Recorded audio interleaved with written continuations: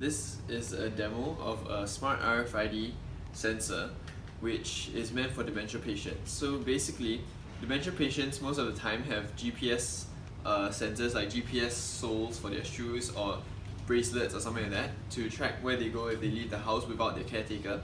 But the only problem with that is that they don't always remember to wear or bring along those devices.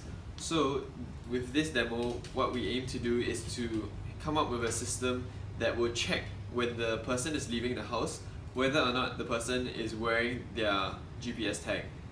Okay, so now going over the key elements of the system, we have the RFID antenna seen on the floor. We have the scanner which is connected to the antenna.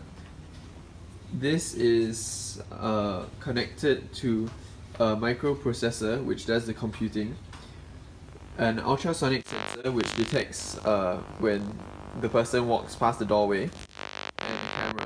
How it works is that when the patient or anyone walks past the doorway, it will trigger the ultrasonic sensor. When the ultrasonic sensor is triggered, it will trigger the camera to start taking pictures of the person that walked past. These pictures will then be uploaded and image processing will be done on them to determine who is the person who just walked past.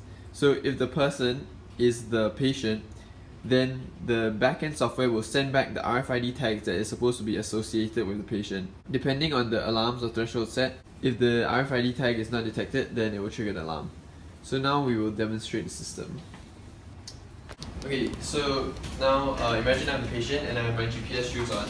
So I walk through the doorway, the ultrasonic sensor detects me, and the camera starts from this graph. And you can see that at 6:50, the reading is 1, meaning that Xiaoyuan was wearing his GPS shoes. So in the event that the patient is not wearing his GPS shoes, then what will happen is that the patient walks through the door. Again, he is detected by the ultrasonic sensor. Pictures are taken of him, and so he is recognized through the image processing software. We can see that if we refresh the graph, from just now having had his GPS shoes to now it is 0, which is what triggered the alarm to go off. And so this can then also send an SMS to the caretaker. And so the alarm is triggered. So this alarm need not be in the patient's house. It could be at the caretaker's, it could be at the hospital or with a caretaker.